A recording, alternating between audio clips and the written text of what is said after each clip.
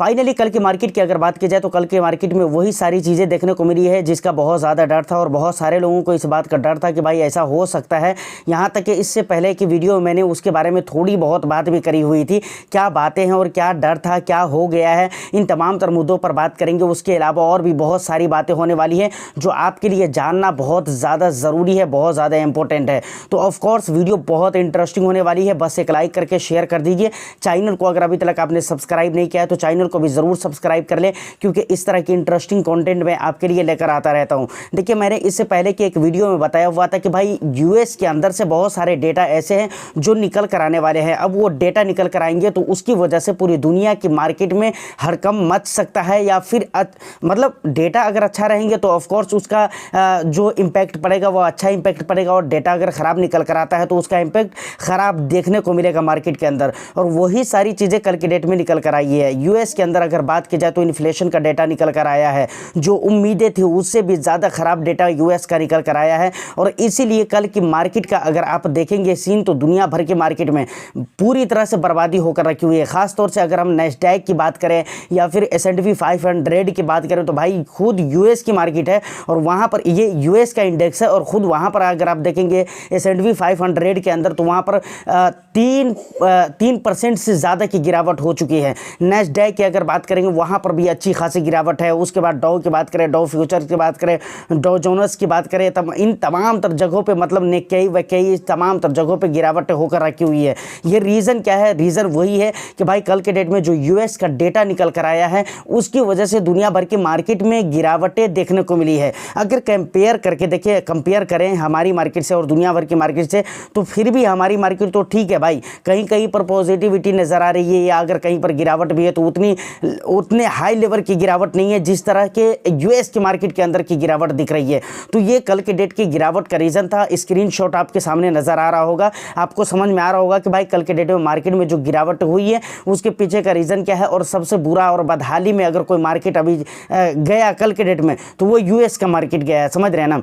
तो ये एक बहुत अजीब बात है कि अगर हमारे मार्केट को देखें तो कुछ दिन पहले क्या आप ये समझ लीजिए ना कि ट्रंप के आने से पहले तक बंदा जीत चुका था इलेक्शन। उसके बाद भी जब तक उस बंदे ने कुर्सी नहीं संभाला हुआ था तब तक अगर आप देखें तो इंडिया के मार्केट और यूएस के मार्केट को कंपेयर करेंगे तो वहां पर आप ये पाएंगे कि भाई यूएस की जो मार्केट थी वहां पर अच्छी खासी पॉजिटिविटी देखने को मिल रही थी, मतलब ग्रोथ चल रहा था मार्केट के अंदर, पॉजिटिविटी चल रही थी, सेंटीमेंट पॉजिटिव था, सारी चीज़ें पॉजिटिव हो रखी थी। लेकिन जैसे ही ये बंदा ट्रंप आया उसके बाद आप देखेंगे तो मार्केट की उथल पथल वहाँ पर शुरू हो गई। खुद वहाँ की मार्केट को लेकर मैं बातें कर रहा हूँ, वहाँ की मार्केट में खुद बहुत सारे बवाल होने शुरू हो गए और खुद वहाँ पर बहुत सारे टेंशन होने लगे थे। और मार्केट के अंदर आप देखेंगे तो लगातार गिरावटें हो रही है, कुछ ना कुछ गिरावटें होती रहती है मार्केट के अंदर।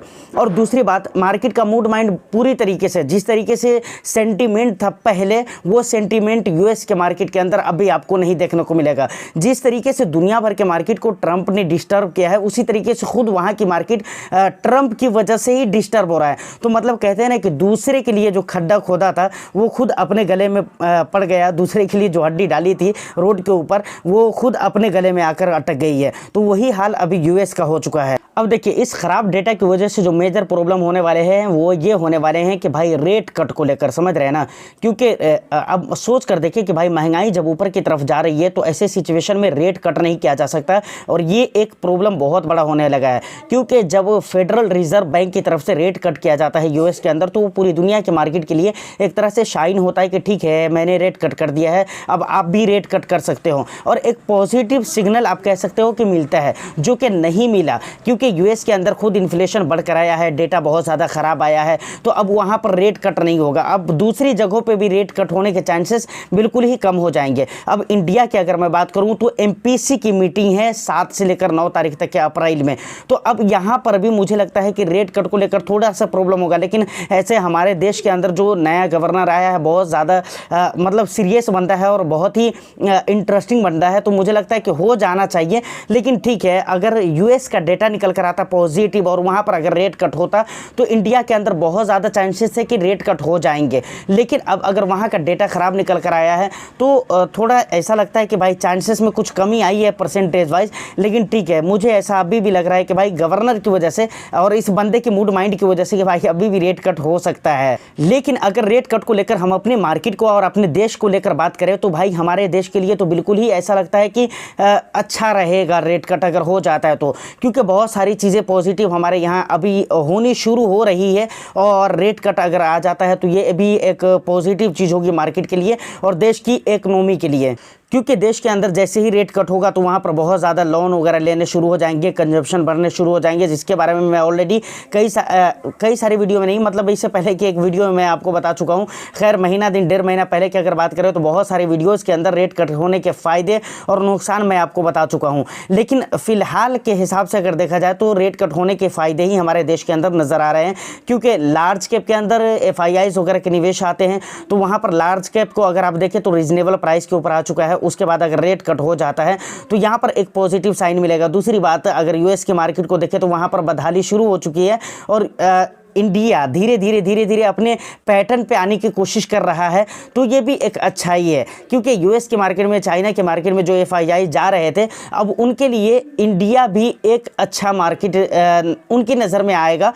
उनको समझ में आएगा कि भाई ठीक है अब इंडिया भी मतलब ठीक ठाक है अपनी इन्वेस्टमेंट के लिए। ये अलग बात है कि स्मॉल कैप और मिड कैप के अंदर अभी भी वैल्यूएशन है। और एक प्रॉब्लम और भी आता है कि थोड़ी सी गिरावट, अगर 1-8% की गिरावट अगर हो जाती है डॉलर इंडेक्स के अंदर, तब तो फिर सोने पे सुहागे वाली बात हो जाएगी कि इंडिया के लिए एक बहुत बड़ा मौका होगा जब FIIs इंडियन स्टॉक मार्केट में आएंगे। मतलब उनके लिए एक अच्छा सुनहरा मौका मिल जाएगा कि भाई ठीक है अब इंडिया की मार्केट हर तरीके से सही हो रही है।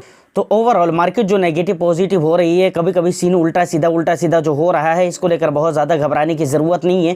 और अभी हाल फिलहाल की अगर मैं बात करूँ तो मार्केट के अंदर वोलेटिलिटी इसलिए भी दिख रही है दुनिया भर के मार्केट के अंदर, क्योंकि भाई ये मार्च का महीना चल रहा है और मार्च का जो महीना होता है वो क्लोजिंग वाला महीना होता है। तो ये हर तरीके से समझिए कि यहाँ पर लोग प्रॉफिट बुक वगैरह भी करते हैं, क्योंकि जिनको बहुत सारा प्रॉफिट हो चुका है, जो काफ़ी लंबा समय पहले निवेश किया था, उनको कैपिटल गेन टैक्स वगैरह जो long term capital gain tax होते हैं वहाँ पर कुछ रिलीफ भी चाहिए होता है। और जो एग्जेम्प्टेड है अमाउंट 1.25 लाख रुपीज़ के हमारे इंडिया के अंदर, तो बहुत सारे लोग उसका फ़ायदा भी उठाते हैं। तो ऑफ कोर्स उसका फ़ायदा भी बहुत सारे लोग FIIs DIIs मिलकर उठा रहे हैं, मुझे ऐसा लग रहा है। और कल के डेट में भी सेलिंग यहाँ पर देखने को मिली थी। तो ये सारे कुल मिलाकर रीज़न है जिस रीज़न से अभी मार्केट के अंदर गिरावटें हो रही हैं, क्योंकि समय भी ऐसा चल रहा है। तो इसको बहुत ज़्यादा सीरियस लेने की ज़रूरत नहीं है। अब देखिए मार्केट अब आगे चलकर कैसा रहता है। सबसे पहले अगर हम सोमवार की बात करें तो सोमवार को देखिए, सोमवार को मार्केट ओपन रहता भी है या नहीं रहता है, क्योंकि रमज़ान की वजह से हो सकता है ईद उल फित्र की छुट्टी रह सकती है। तो क्या होता है वहाँ पर देखने वाली बात रहेगी। अगर मानकर चलिए सोमवार को ओपन नहीं होता है, मंगलवार को ओपन होता है, तो मंगलवार को कैसा रहता है मार्केट का मूड माइंड, ये देखना बहुत ही ज़्यादा ज़रूरी रहेगा। क्योंकि आप ये समझ लीजिए 1-2 तारीख के बिल्कुल आसपास में हम पहुँच चुके होंगे। तो 1-2 तारीख को जो रिजल्ट आने वाले हैं, फिर अप्रैल के 1-2 तारीख हो जाएंगे। 31 को सोमवार पड़ रहा है, समझ रहे हैं ना, मंगलवार पड़ रहा है 1 तारीख को, और बुधवार 2 तारीख को। इस हिसाब से अगर हम काउंट करते हैं तारीख की, तो 2 तारीख मंगलवार को या बुधवार को पड़ रही है। तो उस हिसाब से देखा जाए तो 2 अप्रैल को फिर टैरिफ वगैरह को लेकर जो बातें होने वाली है और जो रिजल्ट निकल कर आने वाले हैं, वो सारी चीज़ें भी निकल कर आएंगी। तो उसकी वजह से भी मार्केट के अंदर थोड़ी सी खलबली देखने को आपको मिल सकती है, या फिर अच्छी खासी खलबली देखने को मिल सकती है। तो वो भी एक बहुत बड़ा मुद्दा है हमारी मार्केट के लिए और बहुत बड़ी चुनौती है।